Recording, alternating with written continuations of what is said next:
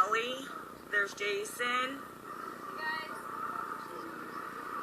Look at Kelli smile today. Smile, look at my shirt. Look at her Tomorrow shirt. it'll be blue almond. Tomorrow will be what? Blue almond. Okay. And then, yeah. Okay. I tried to do an update earlier, but my sound wasn't working. My update earlier was that this morning the prosecution tried to stop a recording from being played, but since what was the agent's name that was on the stand for the recording? I can't remember. I think it might have been Agent Lapp who was on the stand. No, it wasn't Agent Lapp. It was the negotiator. Because the negotiator was on the stand, they were able to play a recording of Ammon and the negotiator. And in this recording, it was Ammon explaining everything. The Hammonds, the land ownership issues, I mean everything. And the prosecution tried to get it thrown out so it couldn't be played, but because this witness was on the stand, the negotiator was on the stand, they got to play the recording that happened between him and Ammon, and it was beautiful. I mean, it was everything everybody needed to hear. He explained how the BLM has fires they allow to burn for up to 2 days sometimes, so they would destroy land, and if the ranchers tried to put it out, they'd face criminal charges.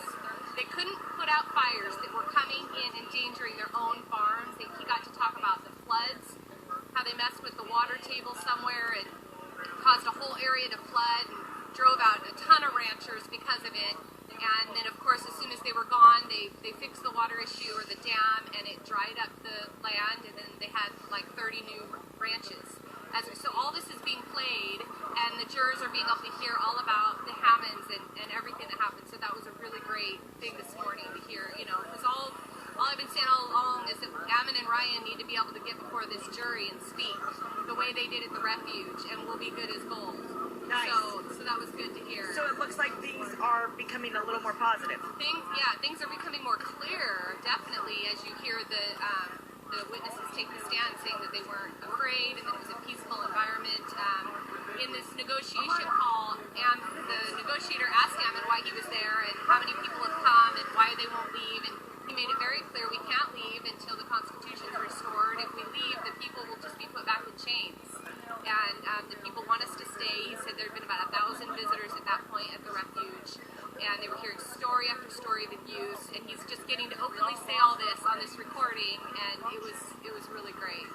Okay, that's awesome. Really great. Yeah, so that was the morning, and then the afternoon Agent Lapp did announce, or not announce, but they asked him if he knew Mark McConnell wasn't being paid, and he said he knew Mark McConnell was being paid, and that he saw the invoices, the proposals between Mark and the government, and the defense asked how much he was paid for his information, and of course the prosecution objected that it was irrelevant, and that was sustained, so they weren't able to find out. But does it matter how much he got, No. In the end, it doesn't matter.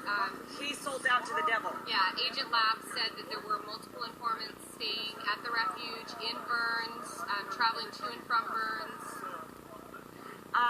Were the people staying at the refuge the informants? He said, they asked the question, was anybody under the title of Citizens for Constitutional Freedom operating as your informants? And he said, Agent Lapp said no. They were staying in Burns and traveling from Burns to the refuge and delivering information back. They did get the information on January 1st that the refuge was a target to be taken over. Somebody in the inner circle was reporting back.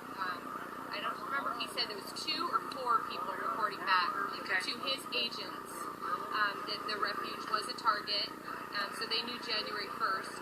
They did not tap any phones. The only warrants they had for phone taps was to ping the phones to know when calls were coming in and out and the location. But all intel that they received was from their informants on the ground. Okay. And we had a lot of people staying in hotels in Burns. Did they indicate if they were outsiders of Burns or people that living in Burns, or just people that were in Burns? Everything kept getting objected when they tried to dive in farther to who these informants were. They came out right out and asked the names of the informants, and of course that was objected. And it was objected. Do you immediately. think that later on in the trial we'll be able to find out more of their names?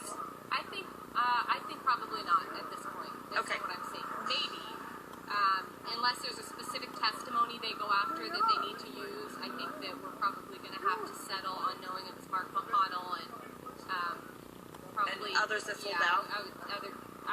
Either others that sold out. They had inside information, so somebody within that group was telling them what the guys' plans were and what they had been talking about ahead of time. So, yeah. November is when one of the FBI agents came into Burns to start monitoring Ammon Bundy, is what he said. So, Okay. so they were being watched. They were early set on. up. Yeah. Thank you, Kelly. Kelly. So we want to thank Kelli Stewart for all of her hard work, never giving up, even being persecuted by people. We're all persecuted, baby. Right? There we go. Show what it's about. Hard work. She Like feels. a sweat